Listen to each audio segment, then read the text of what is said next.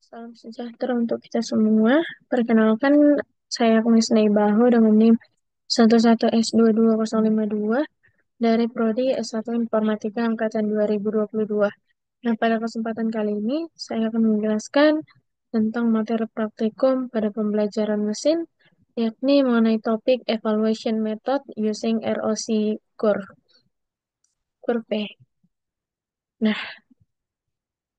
untuk yang pertama, di praktikum yang pertama ini, kita akan melakukan pengukuran performansi dari model machine learning yang menentukan survive penumpang Titanic dengan algoritma logistic regression. Nah, untuk bagian yang pertama, di sini kita mau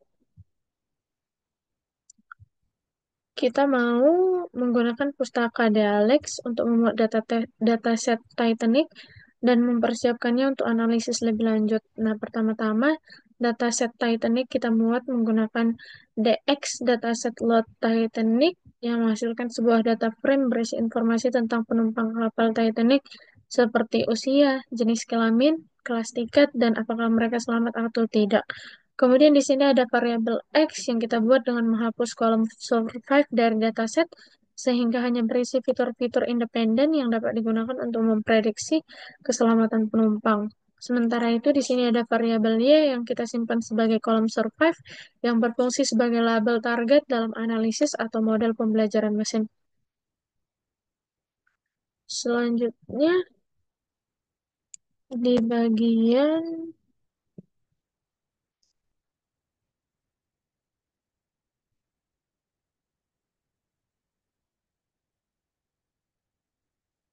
Nah, di bagian ini Nah, untuk bagian ini di sini kita mau melakukan pemrosesan data menggunakan skitlearn sebelum diterapkan pada model pembelajaran mesin. Nah, dalam proses ini eh, kolom transformer kita gunakan untuk menerapkan dua teknik transformasi data, yakni standar scalar dan one hot encoder pada kolom yang sesuai dengan dataset Titanic. Nah, di sini standar scalar kita tetapkan hanya pada kolom numerik seperti age, pair, parts, dan shift untuk menstandarkan nilai-nilainya dengan rata-rata 0 dan standar deviasi 1 sehingga skala fitur lebih seimbang dan tidak mendominasi dalam perhitungan model. Sementara itu untuk one hot encoder kita gunakan untuk mengkonversi kolom kategorikal seperti gender, kelas, dan embark menjadi format numerik berupa vektor biner sehingga data tersebut dapat kita gunakan dalam algoritma pembelajaran mesin. Kemudian yang selanjutnya di sini kita mau membangun model logistik regression menggunakan skitlearn dengan pipeline yang mencakup langkah pemrosesan data dan pelatihan model. Nah, pertama kali di sini ada pipeline Titanic yang kita buat dengan Make Pipeline yang menggabungkan transformasi data dan model logistic regression dengan regulasi L2 untuk mencegah overfitting. Nah, di sini kita melatih fit menggunakan variabel X sebagai fitur dan Y sebagai target. Setelah model ini dilatih, maka explainer dari pustaka Dalex akan dibuat untuk menganalisis dan mengevaluasi performa model dengan memberikan ringkasan seperti jumlah data, fungsi prediksi, dan jenis model yang kita gunakan. Selanjutnya di sini ada evaluasi performa model yang kita lakukan dengan memanggil model performance menggunakan tipe model classification dan cut off 0,5. Nah, hasil evaluasinya di sini akan menunjukkan berbagai metrik kinerja model seperti recall, precision, akurasi, dan AUC. Nah, dari metrik ini kita akan melihat bahwa model memiliki akurasi yang cukup baik dalam memprediksi keselamatan penumpang Titanic dengan keseimbangan antara presisi dan recall. Selanjutnya di sini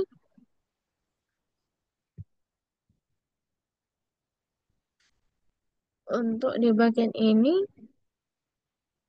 kita mau memvisualisasikan kurva ROC dan menghitung nilai AUC-nya untuk mengevaluasi performa model logistik regression yang telah kita buat sebelumnya.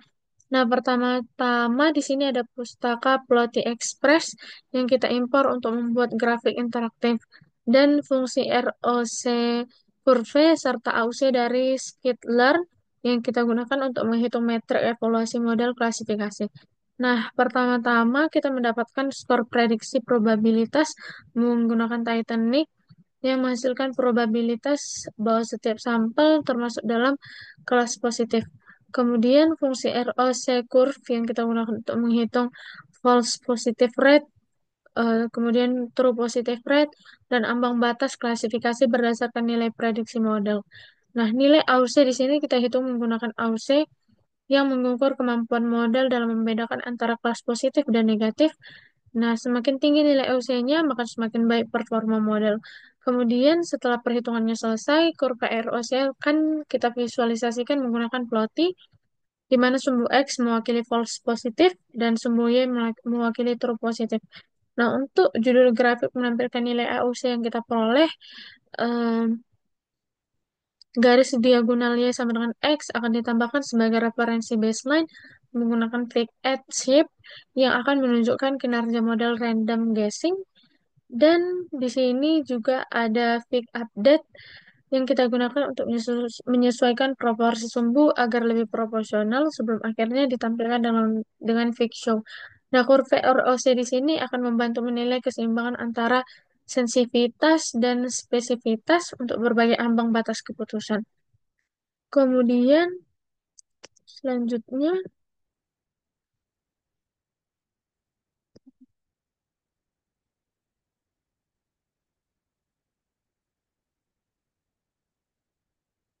nah selanjutnya untuk import Panda di sini, kita mau menganalisis dan memvisualisasikan hubungan antara true positif dan false positif pada berbagai threshold klasifikasi dalam model logistic regression yang telah kita buat sebelumnya.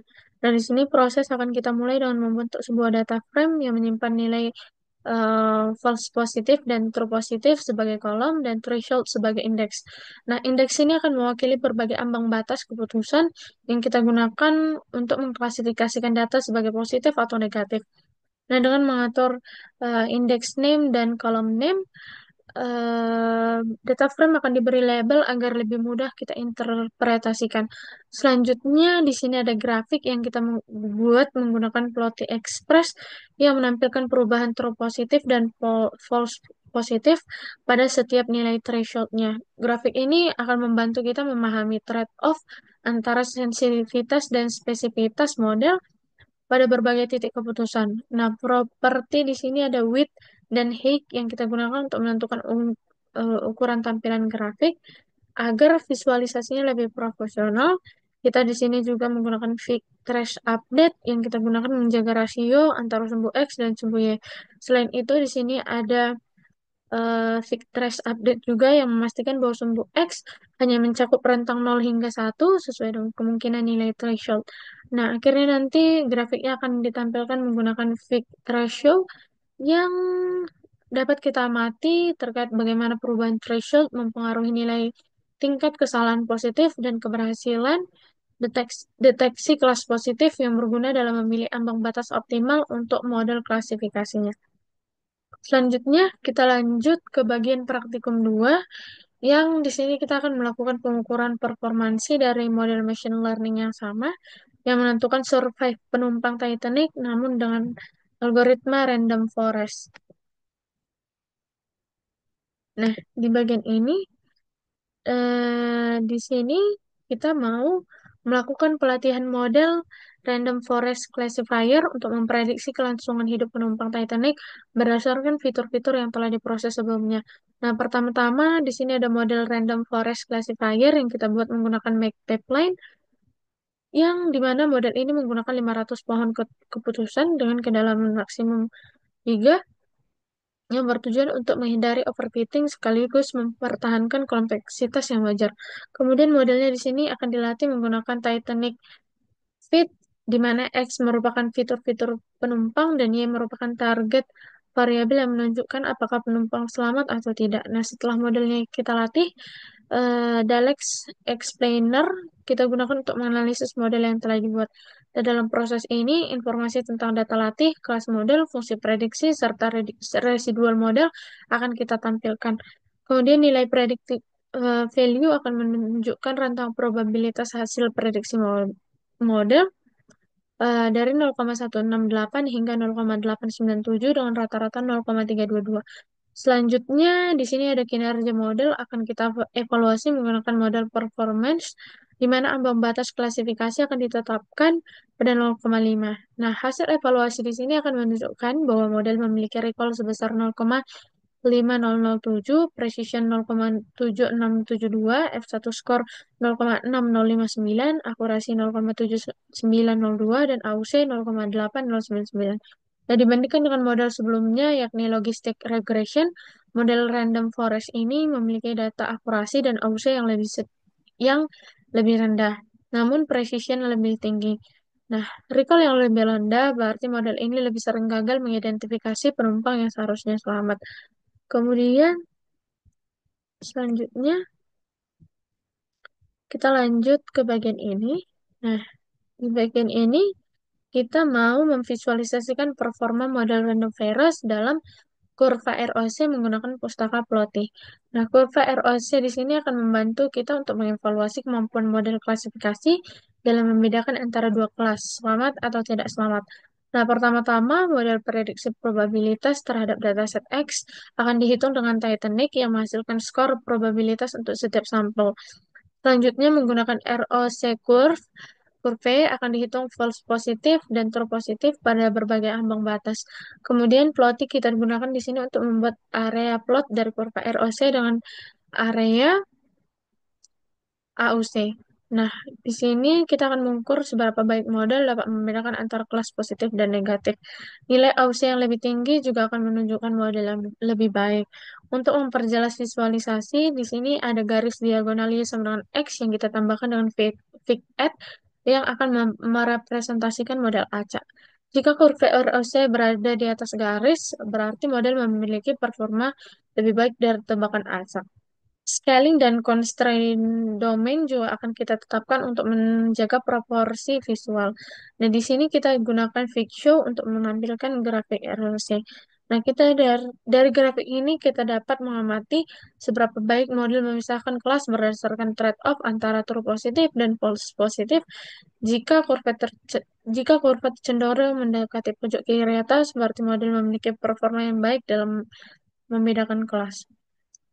Nah, selanjutnya untuk bagian terakhir yakni ini, di sini kita mau menganalisis performa model klasifikasi dan memvisualisasikan hubungan antara true positif dan false positif pada berbagai threshold. Nah, pertama-tama kita buat sebuah data frame yang menggunakan pustaka Panda yang berisi dua kolom utama, yakni false positif dan true positif, dengan threshold sebagai indeks. Nah, threshold ini akan mewakili batas keputusan yang kita gunakan oleh model dalam menentukan apakah suatu sampel termasuk ke dalam kelas positif ataupun negatif. Nah, setelah itu, plotting di sini kita gunakan untuk membuat grafik garis yang menunjukkan bagaimana false positif dan true positif berubah seiring dengan perubahan threshold. Nah, di sini grafik ini akan membantu kita dalam memahami trade-off antara mendeteksi kelas positif dengan benar dan menghindari kesalahan klasifikasi. Untuk meningkatkan tampilan, sumbu Y kita sejajarkan dengan skala X dan sumbu X kita batasi dalam rentang 0 hingga 1, hingga akhirnya grafik akan ditampilkan untuk membantu mengevaluasi threshold optimal bagi model klasifikasi yang digunakan. Sekian presentasi dari saya. Apabila ada kesalahan kata dan kalimat, mohon dimaafkan. Sekian dan terima kasih.